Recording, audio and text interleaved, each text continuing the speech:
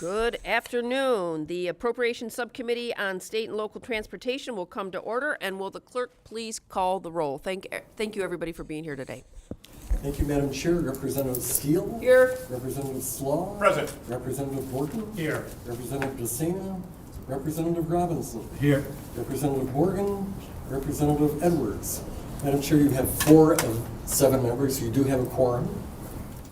Thank you, Clerk. And Representative Borton moves to adopt the minutes of the January 28th meeting.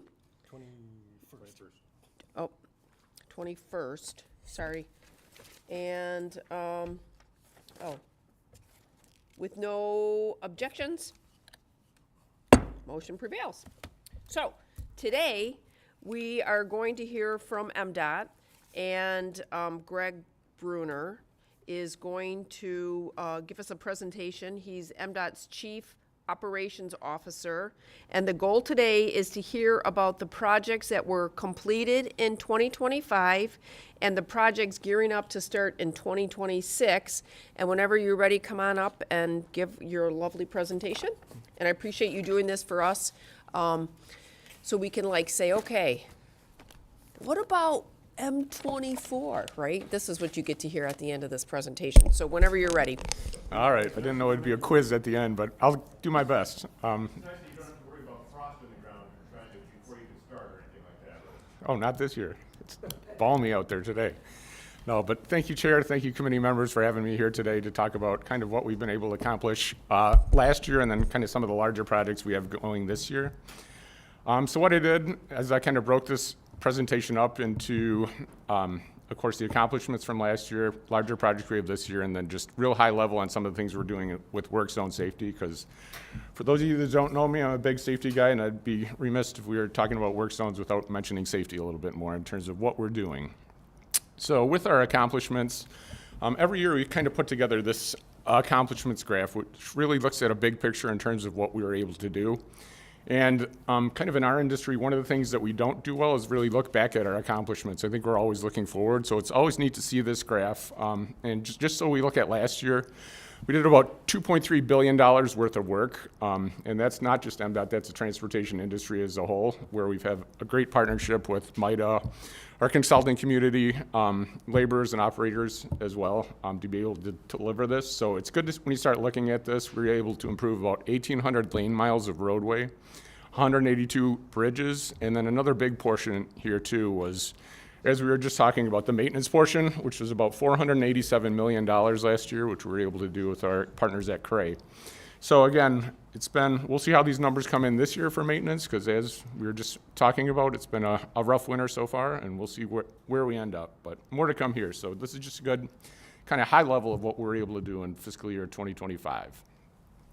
First project I was going to talk about is the Gordie Howe Bridge. That is getting very close. Where we're at right now with the bridge itself is the bridge, for the most part, is pretty much done. As you can see by this picture, all 216 cables that go down are all hung and stressed. So for the most part, the bridge itself is in good shape. When you look at the U.S. port of entry, so this is where you go through customs on the U.S. side. This is still being worked on right now. They're getting very close. Customs is actually in there. They have a small crew in there working already. That should be turned over in the near future. This site itself is very large. It's about 167 acres total. So when you start thinking about other international crossings around, this is much bigger than the other ones in Michigan.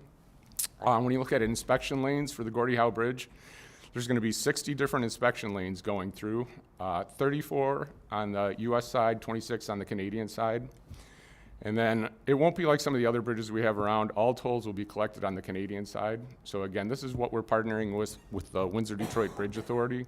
They're kind of in charge of the project, and of course Canada's paying for the project. We're reimbursing them through tolls going forward, but our role is kind of to make sure everything they're doing there meets all federal aid eligibility requirements. So we're working close with them, with customs, and many other players as part of this game. So this is the port of entry. The other key part that is still going on is the Michigan interchange. So this is where I-75 connects into that bridge plaza.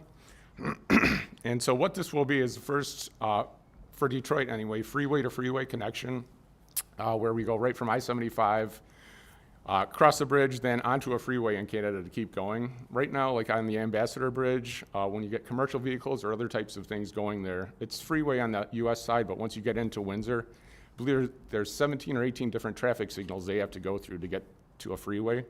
So again, in terms of moving freight, moving capital, this will be a huge improvement for the area. They haven't established an opening date just yet, but we anticipate it'll be some spring, early summer is what they're looking at right now. Some of that has to do with kind of the handover to customs and when they accept things going forward. So more to come from that standpoint, but overall things are progressing very well there. The next big project I was going to talk about is in our north region in Traverse City. It's M72, M22, where we did a lot of work out there this summer, more commonly known as Grandview Parkway and Bayshore Drive, I think, if you're in the area. So again, this is kind of separates the city from the lake out there. We partnered with the city very closely on this one to install a roundabout and do many improvements throughout.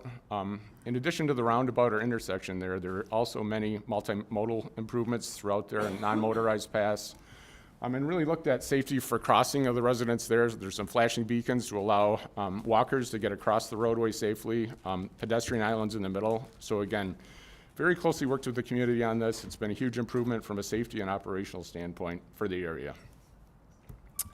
The next one is very close to us right now. The US 127-496 project, which goes mostly on US 127 south to the I-96 interchange. Again, that's been a couple years, which pretty much got done last year. There's a few things to button up this year, but for the most part, that's been completed. And again, this project was built using Rebuilding Michigan program funds. Over to our Grand Region, I-96 Fruit River Avenue Bridge. This is in Kent County. This was a $30 million bridge replacement project, and this bridge was originally built in early 1960s. It was a 2-lane bridge, so it was kind of constricted traffic flow through there. What we did is actually widen that out to 5 lanes and incorporated a non-motorized path as well to make a connection on both sides of I-96. So again, another huge improvement for the community. We worked closely with them on to be able to deliver. Up to the Superior region or Upper Peninsula, this is the M26 project from US 45 to M38 in Ontonagon County. This one kind of went through Mass City, where we were able to do some roadway improvements through there. The biggest thing from a safety standpoint is we were able to add a left turn lane through Mass City to kind of improve safety for the motorists wanting to make left turns within the community. Down to our southwest region, the US 131 interchange with the business route just north of Kalamazoo. Historically, this had always been a partial interchange where you could access northbound 131. There are only 2 ramps out there. What we're able to do working with the legislators in the area is add a couple more ramps there to make it a full interchange to be able to connect to downtown Kalamazoo. So again, we're hopeful that this is going to really move the needle and drive economic development kind of along that US 131 business route into town. In our metro region, the large project there was I-696, which I'm sure many of you are familiar with if you live in the Metro Detroit area, where we closed traffic this year to be able to start the reconstruction for eastbound 696. The picture here shows the reconstruction of our Church Street Plaza Bridge. If you're driving through 696, you kind of feel like you're in a tunnel going through this section where it's a long bridge. When you start thinking about bridges and beams, you know, a normal bridge might have 10 or 15 bridge beams across. This one actually had 170 bridge beams through there. And again, this was built really working with the religious folks in the area who can't drive to the temple on Sundays. So we installed a park here back when this was originally built to allow that to continue to go with the original construction of 696. What happened is actually that bridge it's got to its day. I remember when I was in maintenance, I used to see specific contracts for icicles removal. I thought it was a joke at first, but actually what happens with the park on top of this is water was leaking through, causing icicles over 696. So we had to go out there routinely and kind of knock those down. So again, the new bridge is designed so it won't happen but that bridge is getting wrapped up right now, and then this year we'll be working on the second part of this job, which is westbound 696. So that'll continue on into this year, but for the most part, eastbound was done this past summer. In the Bay region, we're working on 475, another Rebuilding Michigan project. This one went from the Flint River to Carpenter Road, so a few miles through there. One of the bigger things here was the new Flint River Bridge to be able to course, go across the Flint River. This was part of one of the many phases of the 475 project we're doing. I'll be talking about the next phase kind of when we get to the upcoming projects. So moving on to 2026. So again, that was kind of our hop around the state for 2025. So here we go for 26. In our Superior region, the Upper Peninsula, we'll be working on US 2 from the Wisconsin state line to County Airport Road, which is about 4 miles of asphalt reconstruction. So again, that'll be good at the state line up there. It's just older pavement that we're coming through to replace and improve drainage throughout. North region that we were just talking about, actually just prior to the kickoff of the meeting, I-75 M32 interchange. We'll be installing diverging diamond interchange. For those of you kind of in southern Michigan, I'm sure you've seen some of those around. I know we have them in Jackson, Grand Rapids, Metro Detroit area, and I think 5 different locations right now. This has been a lot of work with the community on this one. I know when you hear new traffic concepts, I know a while back whenever we'd install roundabout, it was quite a bit of engagement. Now we're talking diverging diamond. And if you haven't, conceptually when you look at them, what happens is you actually drive on the left side of the road or wrong side of the road.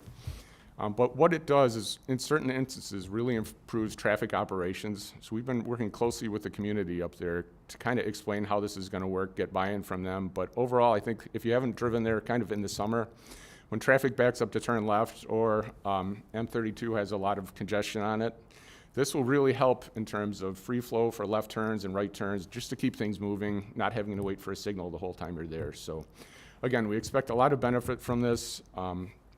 And in the scheme of things too, we're also replacing 2 poor bridges that are out there right now.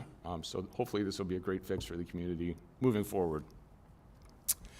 Metro region, the big job we'll be doing there this year is I-94 near the airport.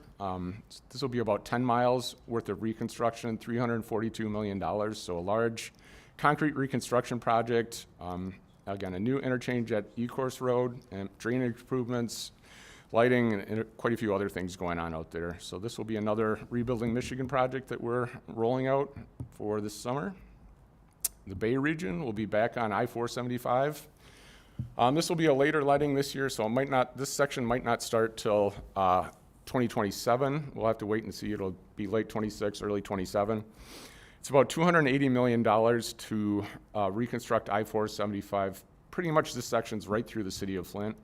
We've had a lot of engagement out there on how we can improve overall safety. So what we're doing is actually right-sizing the freeway through here.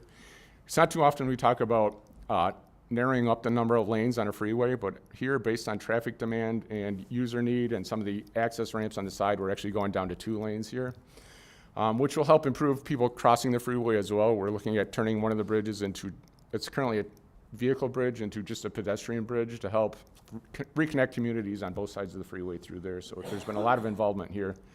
Kind of moving forward, again, this is another Rebuilding Michigan project that we're doing. In Grand Rapids, one of the larger projects we're doing this year is M11 Division Street to Kalamazoo Avenue. This is going to be road reconstruction, but what we're also doing out there is working on the pump station to make improvements there. For those of you that are familiar with the area, this area sometimes floods during heavy rains. That's just due to the pump station there, which for those of you not familiar with the pump station, that's just like a sump pump in your basement to keep the water out. So some of our lower roadways, we have what we call pump stations around the state. We have, I'm trying to remember the total number, maybe 150 or so of those around the state. So it's like a sump pump in your basement, but instead of being this big around, it's probably about 30 feet around and very deep with large pumps. So what that's going to do, we got a federal grant for this. It's called a Protect Grant for resiliency to be able to improve that pump station out there. And again, when those heavy rains help to keep the pavement dry, keep people safe. University region. This one is going to be one of our larger projects for the year. US 23 from I-94 to Earhart Road. This one's actually letting later this year. So again, this one might not start this year, but working with the contractors and other things is already underway right now for that design. We're reconstructing it to 2 lanes. There's been a lot of involvement on this project. We had originally anticipated going to 3 lanes on this, but after kind of going through the process, 3 lanes in each direction, after going through kind of our environmental process and public engagement, there's a lot of push to stick with the 2 lanes out there. So we listened to the public, and that's how we are moving forward with this one. So more to come here, but again, this is going to be about $320 million, another Rebuilding Michigan project that we're rolling out. And on to the southwest region. In Benton Harbor, we'll be doing a reconstruct from I-94 to Main Street. So again, something we've been working very closely with the city on to, improve pedestrian movements, other types of things as well in Benton Harbor. All right, so that's kind of my flash of projects around the state. Hopefully I hit some of the big ones in your area, but I just wanted to talk about work zone safety as well. One of the big things we look at as a department is how can we reduce the number of fatalities on our traffic-related fatalities on our roadways. So we kind of developed this little chart here to kind of see how we're doing. I know I always say if something's important, you measure it, and if you start measuring things, you really make it important. So this is a graphic I use in a lot of my presentations just to see how we're trending. These aren't quite final numbers from 2025, but they're close, and looking at kind of some of the key things we see in traffic crashes out there on how we're trending. So overall, you can see we're still over 1,000 traffic fatalities across Michigan for the year. There were some improvements there, but again, pedestrian fatalities went up a little bit, but as you can see on some of the projects I've talked about, we're really incorporating a lot of the non-motorized or other types of pedestrian facilities to hopefully improve safety to drive this number down. The other big thing I wanted to mention were two other ones. Wrong way driving. We've been able to incorporate lots of new technology at interchanges where we've seen these types of crashes, hopefully, again, continuing to drive that number down. But the bigger one I wanted to talk about today was work zone safety, because being in the industry, that's something that affects me and my friends and family, plus everybody that drives through work zones. You can see we're down by 2 last year, but again, that's 22 people that still didn't make it home to their family, friends, and relatives. So when we start talking about work zone safety, I know we always talk about adding new signs or what can we do to help people kind of comply with things, whether they're lower speed limits or other things throughout. We've done a lot. We've looked at our signing sequences. We've added rumble strips, lots of things just to try to get people's attention. What we're really focusing on now is technology as well. How can we also incorporate that? So what we have started doing on some projects you've probably seen are these queue detection systems. We've seen some horrific crashes over the last few years where there'd be traffic backups in construction zones, cars would stop, but then like a heavy semi doesn't and just plows into people. I know I lost a friend because of that this year, so this is close to home. But for these queue detection systems, what they do is they monitor when traffic starts to back up. When that happens, these message boards in advance come on that say stop, traffic is ahead, to hopefully get people to pay attention, know to slow down ahead, get them to pay attention a little more. We're looking at different types of systems for this as well. This is an overhead system we're looking at on I-696. So different types of technology and how we can do that going forward. One of the other things we're looking at is with the recent legislation on work zone safety cameras, how we can kind of incorporate that moving forward. Again, when it comes to this, this would issue citations to folks potentially speeding through work zones, but my goal is that if this rolls out, it's not about citations. My goal is if this were to roll out, that we get 0 citations. I want to make sure everybody's driving safely through our work zones. That's what the goal is. That's what other states have seen, is those speeds through work zones drop quite a bit once these start to roll out. So more to come on this, but we're working with a lot of other agencies administratively to make this before this rolls out. Some of the other things we're doing is looking at, again, back to technology, connected aero boards, what we do in the aero boards leading into our work zones. Right now on MDOT projects, those are all what we call smart aero boards or connected. They send out information when they're on to kind of anyone that wants to pick it up with OEMs or other types of manufacturers to know there's a work zone ahead. So they're able to incorporate that. We've added digital speed limit signs to quite a few of our work zones. And what those are is it shows the posted speed and then kind of shows what you're going if you're speeding. When we roll those out, we see lots of people starting to comply more as they see that they're speeding through the work zone. We've also been working with Federal Motor Carrier and received a few different grants tied to motor carriers. The first one is more something we rolled out on I-94 near Pawpaw on that project. What it does is kind of sets up was making sure I didn't jiggle a cable here. What that does is it actually sets up kind of a geofence in that area, and for commercial vehicles that have the right technology in their truck, it'll alert them to work zones ahead and what's closed. So again, what we're trying to do is get information into the vehicles now beyond just what they can see on the roadway, because unfortunately, when I'm out working on the road, I still see a lot of people staring at their phone or doing other things in their vehicles. So how can we get that information into their hands? We're looking at secondary closures too. If people do drive around barricades, how can we stop them before they hit our workers out there? That's something else we're kind of piloting. And then another one is we're looking at, again, with commercial vehicles on a grant we got, looking at more mobile work zones and how we can get that information into semi-drivers. And the last one that we're working with a company out of Detroit called Haas Alerts. What we've done there is what's called a vehicle to everything pilot, where at MDOT we've installed transponders into 100 different vehicles we have. And for the most part, what that means is it's a little device you put in some of our snow plows or electrician trucks or construction vehicles. What happens is when they flip the switch in there to turn on their dome lights on the top or their flashing lights, it sends out a message to any Stellantis vehicle, Volkswagen vehicle, Waze, Google Maps, Apple Maps, that creates a construction zone in that spot. So you get an alert in your vehicle, or if you have Waze or whatever, that there's a construction zone or someone working ahead. Again, it's not relying on the crowdsourced data that Waze or some of the other things populate right now. And where I really see this helpful is where we have like our bridge inspectors or electricians where they aren't necessarily out there in a work zone. It's one person and one truck out there working, again, trying to get inside the vehicle to get people's eyes up on the road to pay attention, know something's ahead. So with that was kind of me talking really fast through a lot of projects in our regions and around the state. So I'm more than willing to take any questions you have right now on any upcoming projects or any of the ones that I talked about. Thank you for your presentation. I appreciate it, and fast is okay. So go ahead, Rep. Gorton. Thank you, Chair. Gregg, thank you very much for your presentation. I've got a question for you. Several years ago, you're probably familiar, in Houghton Lake along M55, 2 lanes going east, 2 lanes going west, and center turn lanes at major intersections. And there was a plan to shrink that down to 1 lane in each direction.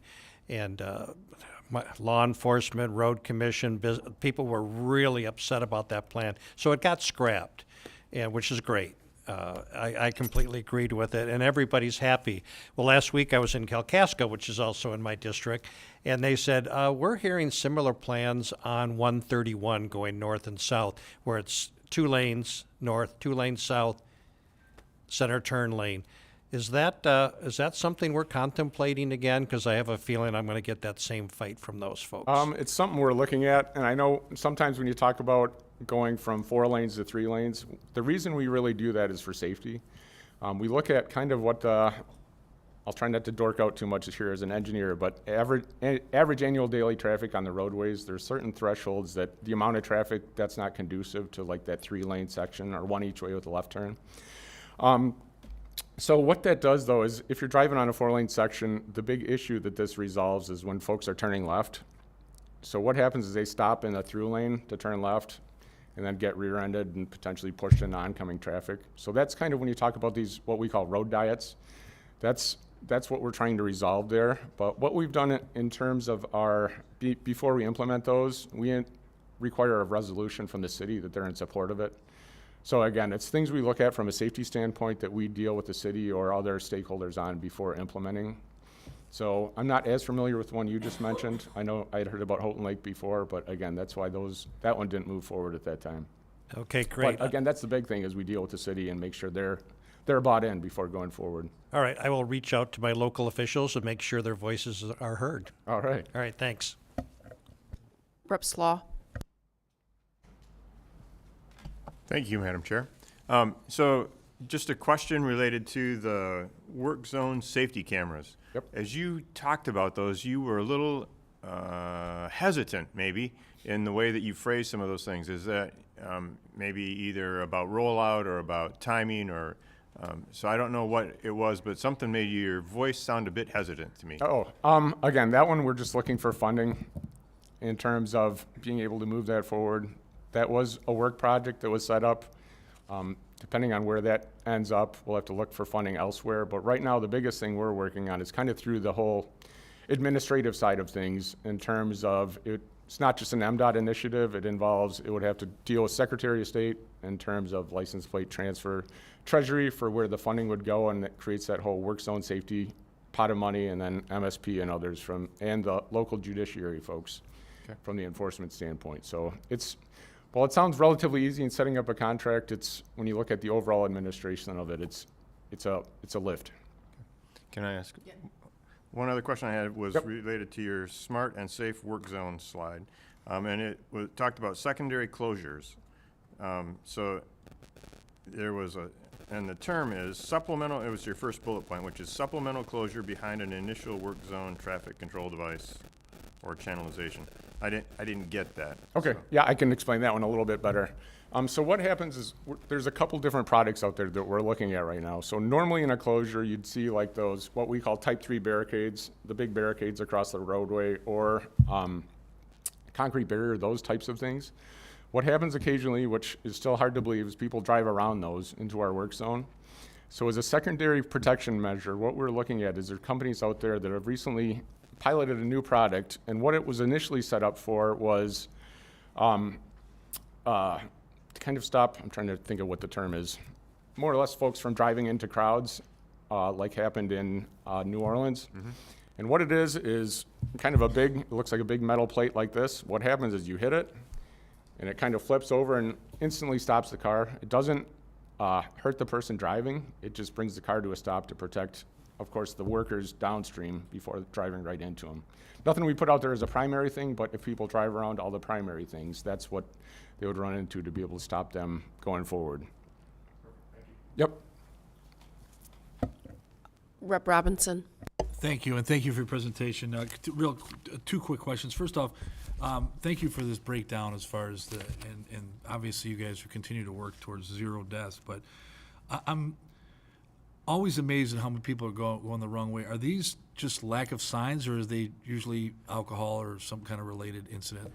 It's usually somebody that's impaired is typically what happens. When it comes to wrong way driving, again, those are some of the most horrific crashes that we see on our freeways. So what we've done is there's some certain types of interchanges where it seems to happen a little bit more than others, typically where the on and off ramps are very close. So what our initial rollout there is we added a lot of static features to be able to upgrade, like pavement markings leading you into the correct lane, wrong way signs. If you're going the wrong way down the ramp, we even put them lower so they're more visible. And then along the guardrail, there's actually, instead of white reflectors you might see along the guardrail, there's red if you go the wrong way. So everything we can do to be able to do that from a static side, but then we're looking at kind of how can we use technology going forward too.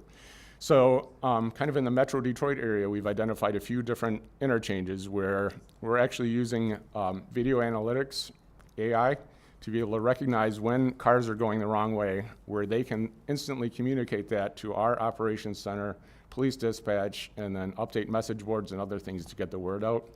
It doesn't necessarily stop the person from driving the wrong way, but it gets people as aware as they can, gets law enforcement to be able to go there.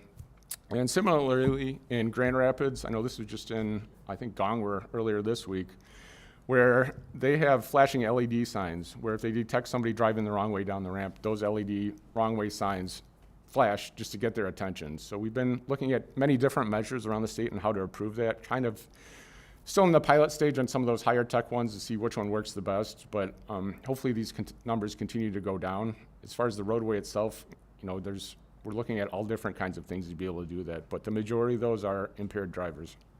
Can I ask one real quick? And this would be an easy one. I get a common question. When is 696 going to be done?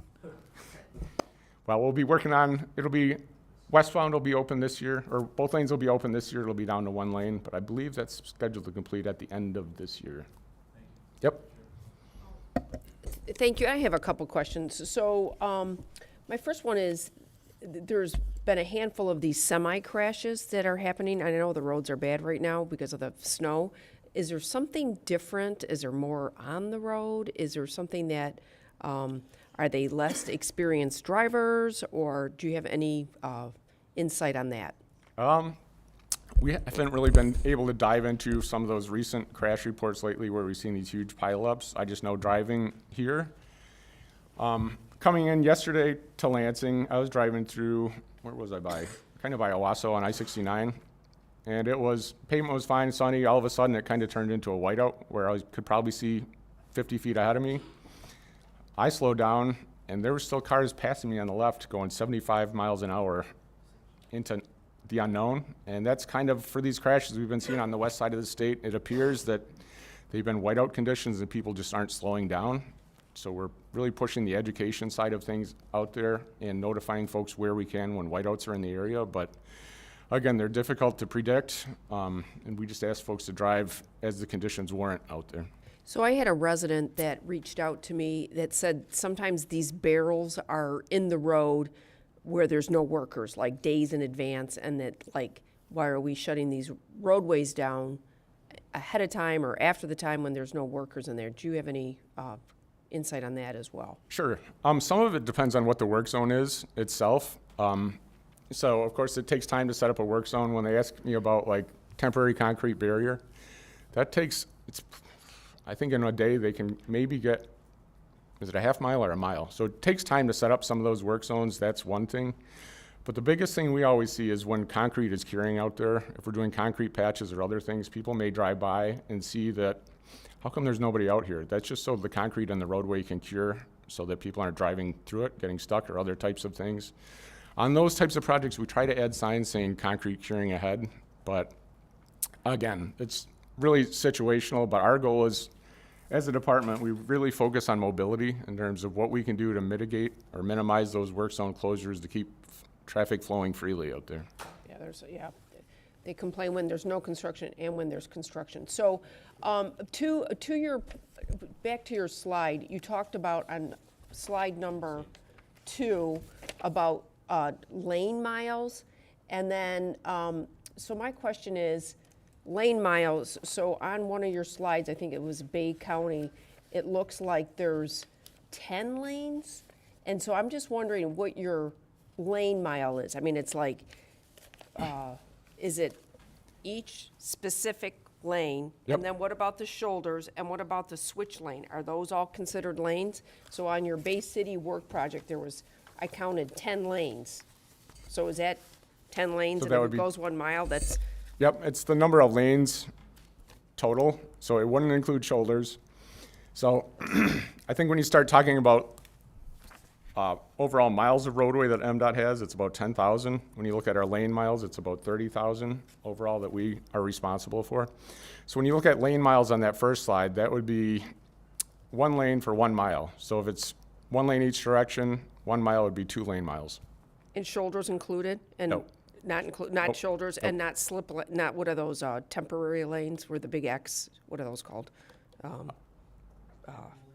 No, yeah, they're like, overflow lanes. The tapers? Overflow lanes, like around on 23. Oh, the flex lanes? Flex lanes. Yeah, those would be included. Those are, okay. Yep. So when you Google lane miles in Michigan, it comes up 200,000. Did you know that? Is that accurate? That probably includes the counties and cities as well. Okay, okay.